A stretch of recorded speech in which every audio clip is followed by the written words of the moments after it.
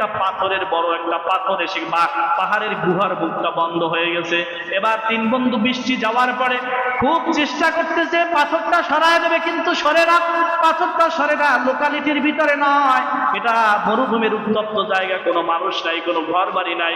এবার চিন্তা করলেন এই জায়গায় মৃত্যু ছাড়া আমাদের আর কোনো উপায় নাই, বসে বসে মৃত্যুর প্রহর গোড়া ছাড়া আর কোনো উপায় নাই। এত বড় পাথর এখান থেকে সরাইতেও পারবো না, আর বাঁচতেও পারবো না। একজন ডাক দিয়ে বললেন, তোমার জীবনের সর্বোত্তম আমল দিয়া আল্লাহর কাছে ফরিয়াদ করো, আল্লাহর কাছে প্রার্থনা করো তোমার জীবনের সর্বোত্তম আমল দিয়া। এবার এক ব্যক্তি হাঁটু গেড়ে বসে গেছে। বসে যাওয়ার পর ডাক দিয়ে বলে, রব্বুল আলামিন, আমার বৃদ্ধ মা বাড়িতে আসিল, বৃদ্ধ মা বাবা ছিল, আমি মেষ চড়াতাম, বকরি চড়াতাম। আমি যখন বাড়িতে আসতাম আমি দুধ দহন করে তারপরে নিয়ে আসতাম।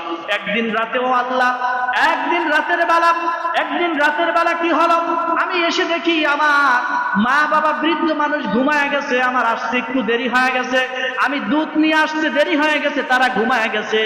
আমার সন্তানগুলো আমার পায়ের কাছে কান্না করতেছে খাবারের জন্য। কিন্তু আমি চিন্তা করলাম আমার মা বাবাকে না খাওয়ানো পর্যন্ত আমার সন্তানকে দিব না। সুবহানাল্লাহ।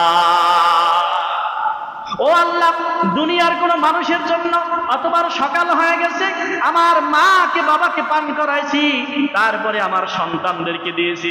ও আল্লাহ, এই আমলটা আমি দুনিয়ার কোন মানুষের জন্য করি নাই, তুমি রব্বুল আলামিনের জন্য করেছি। আমার এই আমলটা যদি তুমি ভালো, তোমার কাছে পছন্দ হয়, এই পাহাড়ের গুহা মুখ থেকে, এই গুহার মুখ থেকে পাথরটাকে সরায়া দাও।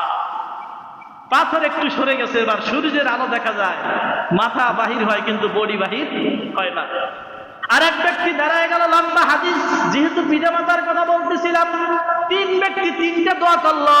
আর এক ব্যক্তি হাঁটু কেটে বয়সে বসে গেল, রব্বুল আলামিনের কাছে হাত বাড়ায় বলে, রব্বুল আলামিন, আমার চাচাতো বোনের সাথে আমার এমন একটা সন্ধি চুক্তি হয়ে গেল, আমার চাচাতো বোনের সাথে আমি ব্যভিচার করার জন্য তাকে আহ্বান করলাম।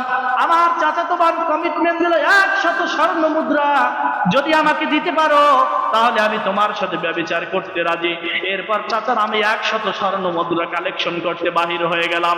100 স্বর্ণ মুদ্রা নিয়ে আমি হাজির হয়ে গেলাম। আমি আর আমার চাচাতো বোন একটা পাহাড়ের গুহায় চলে গেলাম। পাহাড়ের গুহায় যাওয়ার পরে যখন আমি নাকি ব্যভিচার করার জন্য উদ্বুদ্ধ হয়ে গেলাম, আমার চাচাতো বোন হঠাৎ করে ডাক দিয়ে বললেন, ইন্নী আখাফুল্লাহ, ও আল্লাহর বান্দা, আল্লাহকে ভয় করো, আল্লাহকে ভয় করো, ইন্নী আখাফুল্লাহ, ব্যভিচার করো না, ব্যভিচার করো না।